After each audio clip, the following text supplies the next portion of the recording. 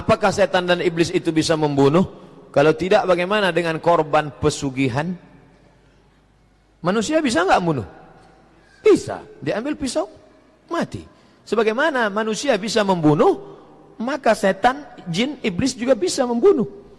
Bisa membunuh. Manusia bisa membunuh. Tapi yang menghidupkan dan mematikan Allah. Berapa banyak orang dibunuh 10 tikaman tidak mati karena belum ajalnya tiba. Tapi berapa banyak orang belum dibunuh sudah mati. Saya bunuh kamu, mati. Jadi jangan katakan dia mati karena dibunuh, tapi mati karena ajalnya sudah tiba. Adapun perbuatan pembunuhan itu adalah perbuatan manusia, perbuatan jin. Oleh sebab itu maka kita baca zikir Hisnul Hasin, Ma'surat, doa pagi petang, itu untuk menjaga supaya jangan sampai kita disantet. Ada orang dengki lalu dia kirim jinnya, hai jin tolong bunuh itu. Yang mana? Itu yang ustaz yang ceramah itu. Yang mana? Itu yang itu tuh bunuh. Pas dia mau bunuh nggak jadi. Kenapa? Kasihan terlalu kurus gitu dia. Ustaz, gimana hukumnya kredit rumah, kredit kendaraan? Lihat dulu akadnya. Rumah dengan uang, uang dengan barang, boleh. Dalilnya mana? Sahabat membeli Barirah, dicicil selama 9 tahun, cicil kredit, boleh. Sahabat Nabi membeli gandum, dicicil selama sekian tahun, boleh. Yang tidak boleh itu uang dengan uang, nah, tidak boleh. Pinjam uang, bayar uang. Pinjam 100 juta, bayar 110. Pinjam 200 juta, bayar 220. Riba. Alladzina yakuluna riba, orang yang makan riba, la yaqumuna illa kama yaqumul ladzi yatakhabbathu syaitanu minal mas. Nanti dia bangun dari kubur seperti orang kerasukan setan. Bagaimana menghadapi istri yang pelit dan zalim pada orang tua dan keluarga suami? Orang tua saya pernah dirawat di rumah sakit, istri saya minta ganti dengan sebidang tanah. Dia menjauhkan saya dari orang tua saya sampai mereka meninggal. Ini suaminya sakit apa?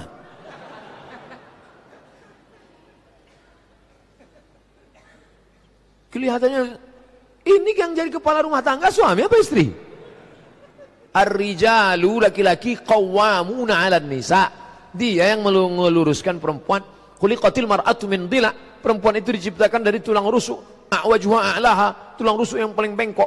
Perempuan ini diciptakan dari tulang rusuk yang bengkok. In aqalta aqamtaha kasartaha. Kalau kau paksa lurus dia akan patah. Kalau kau ikut kau akan bengkok. Kalau kau ikut perempuan kau jadi bengkok. Kalau kau paksa lurus dia akan patah. Jadi bagaimana? Ya pandai-pandai. Cari orang-orang tua.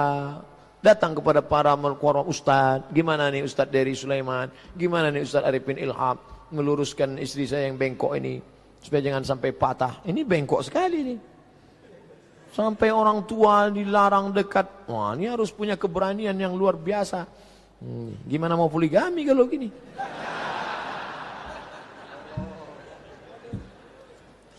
Hukum bersodakoh kepada yang tidak beribadah.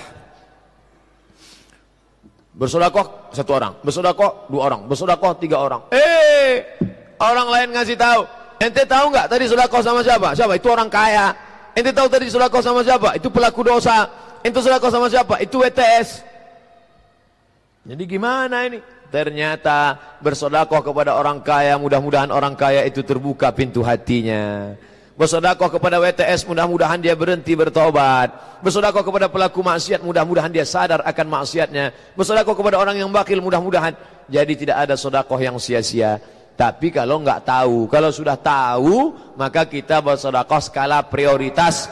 Ahwajun nas, siapa manusia yang paling membutuhkan, memerlukan sodakoh, kepada dialah kita bersodakoh. Ini ada orang susah, tapi susahnya masih kelas ekonomi. Ternyata orang susah ini pakai kelas juga. Ada susah kelas ekonomi, susah kelas VIP, susah kelas VVIP. Ini VVIP ini udah 3 hari nggak makan. Kita berikan kepada yang paling membutuhkan. Mohon pencerahan Ustadz, arti standar ulama menurut Al-Quran dan hadis. Wah, ini pertanyaannya salah. Nanya ke saya aja nggak memenuhi standar 200.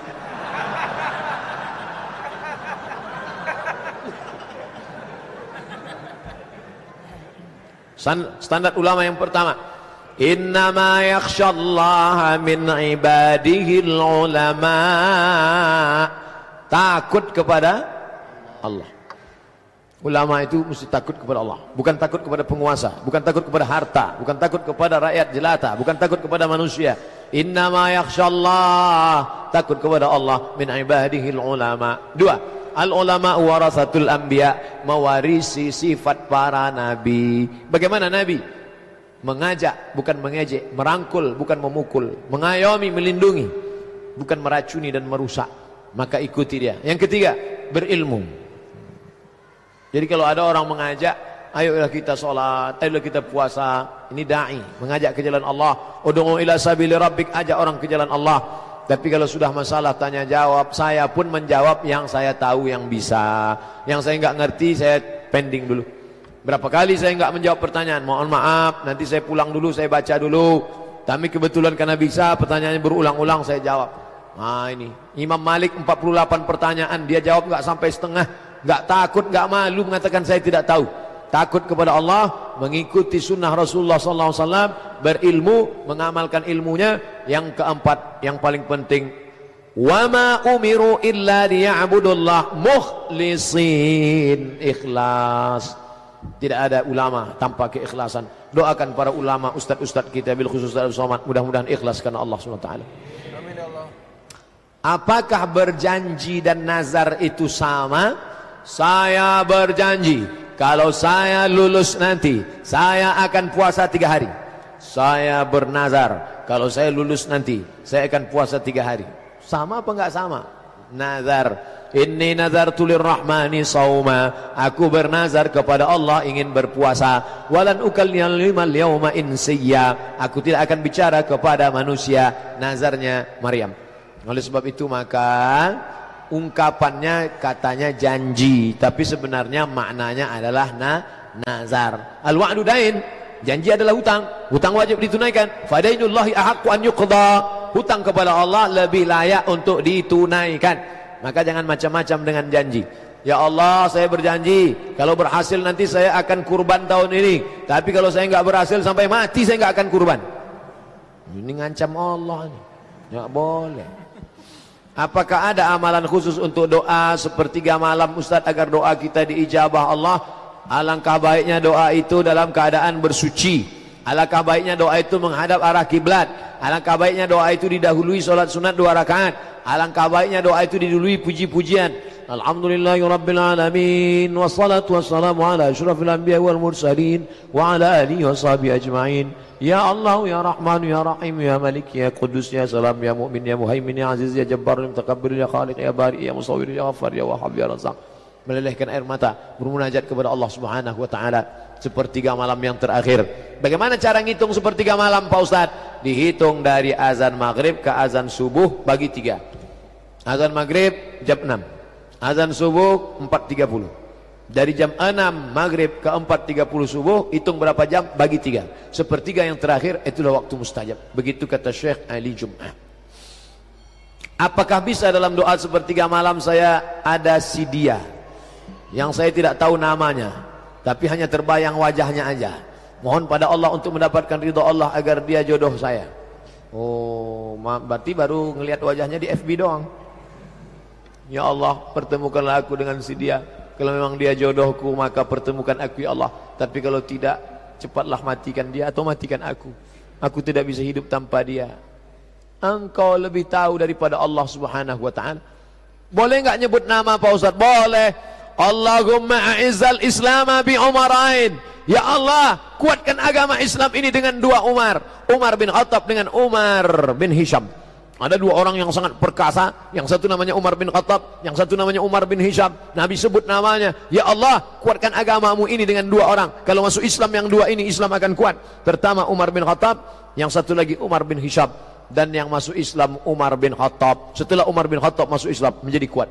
Ya Allah, ini ada 2, satu Aisyah, satu Fatimah. Maka kuatkan aku dengan keduanya sekalian. Istikharah, minta kepada Allah Subhanahu wa ta'ala. Semoga Tuan Guru selalu dalam perlindungan dan pertolongan Allah. Amin. Apakah hukum menjawab salam orang di luar agama Islam? La tabda'ul yahuda wan nasara bis salam. Jangan mulai mengucapkan salam kepada Yahudi dan Nasrani. Kalau jumpa Yahudi dan Nasrani, jangan katakan assalamualaikum. Lalu gimana? Selamat pagi, selamat sore, good morning, good afternoon, welcome. Sejak makan roti ini lancar bahasa Inggris. La tabda'ul yahuda wan nasara bisalam. Makanya kalau kita ceramah di tempat umum, Assalamualaikum warahmatullahi wabarakatuh, salam sejahtera buat kita semua. Lalu kemudian kalau dia yang ngucapin salam gimana Pak Ustaz? Idza sallama alaikum ahlul kitab. Kalau ada ahlul kitab mengucapkan salam kepada kamu, faqulu wa alaikum, maka jawabannya wa alaikum. Wa alaikum artinya kamu juga, you too. Assalamualaikum bro. Waalaikum, kamu juga. Gitu jawabannya. Bagaimana cara mendapatkan Lailatul Qadar? Seperti apakah ciri? Bagaimana mendapatkan Lailatul Qadar? Taharru Lailatul Qadri fil ashril awakhir min Ramadan. Carilah Lailatul Qadar 10 hari terakhir Ramadan. Nanti malam sudah malam yang ke-23. Malam Jumat, malam Sabtu, malam Ahad, malam Senin, malam Selasa, malam Rabu, malam Kamis. Tinggal 7 malam lagi. Malam Jumat sudah tidak lagi. Malam Jumat Allahu Akbar, Allahu Akbar, Allahu Akbar. 7 malam lagi, jangan sampai kosong. Datang ke masjid, iktikaf. Isi dengan apa? Pertama, isi dengan qiyam, salat sunat, salat sunat, salat sunat, salat sunat. Isi dengan baca Quran, baca Quran, baca Quran. Isi dengan zikir, isi dengan mendengarkan tausiah tazkirah, mau'izah hasanah. Isi dengan muhasabah, merenung sejenak. Aku dari mana? Mau ke mana? Mati bawa apa? Umur selama ini panjang tapi tidak dipakai untuk mengingat Allah. Rezeki selama ini banyak tapi tidak dipakai dengan infak sedekah. Merenung sejenak. Ini banyak juga yang sampai ke masjid.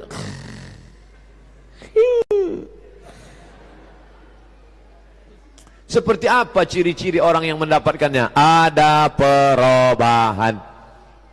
Bukan setelah dapat Lailatul Qadar jadi tukang ngomong. Alhamdulillah saya kemarin dapat Lailatul Qadar. Gimana? Waktu saya sedang iktikaf di Az-Zikra, begitu saya turun mau ambil wudhu, saya lihat semua pohon-pohon bambu rebah tumbang. Pas di Quran enggak macet, membeku semua air. Memang matilah air malam itu. Bukan pada bentuk fisiknya, tapi ada perubahan. Alhamdulillah Ustaz, tahun lalu ibu itu enggak pakai jilbab, tapi tahun ini setelah dia iktikaf enggak lepas. Mungkin dapat itu. Itu bapak itu Pak Ustaz orangnya pelit. Tapi sekarang setelah Lailatul Qadar, setiap lewat kota nyumbang. Berapa? 2.000. Apa saja amalan untuk malam Lailatul Qadar? Qiyam, salat sunat, zikir, baca Quran, muhasabah, dengar tazkirah. Pokoknya dalam masjid, jangan sampai keluar masjid. Wudu jangan sampai putus. Kalau batal Pak Ustaz, wudu lagi. Jangan nahan kentut sampai biru. Pak Ustaz, apa bisa kita semua ini disebut salaf? Mengingat kita mengikuti Imam Syafi'i yang meninggal tahun 204 termasuk salafus salih. Kita bukan salaf, kita pengikut salaf. Khairul qurun qarni, sebaik-baik abad-abadku. Tsummal ladzina yalunahum, satu abad sudah itu. Tsummal ladzina yalunahum, satu abad sudah itu. 3 abad pertama disebut dengan salaf. 4, 5, 6 sampai sekarang disebut dengan khalaf. 3 abad pertama disebut dengan salaf. 4 berikutnya sampai disebut dengan khalaf. Sedangkan kita ini adalah pengikut salaf. Kalau ada orang sekarang ngaku saya ini salaf gatal ente. Minta doanya Pak Ustadz supaya bisa cepat dapat pekerjaan dan selalu istiqomah. Di akhir majelis kita doakan saudara kita yang ingin dapat pekerjaan, lulus kuliah, dapat pekerjaan segera, menikah, menjadi keluarga yang baik, menjadi orang yang istiqomah, mati dalam husnul khatimah.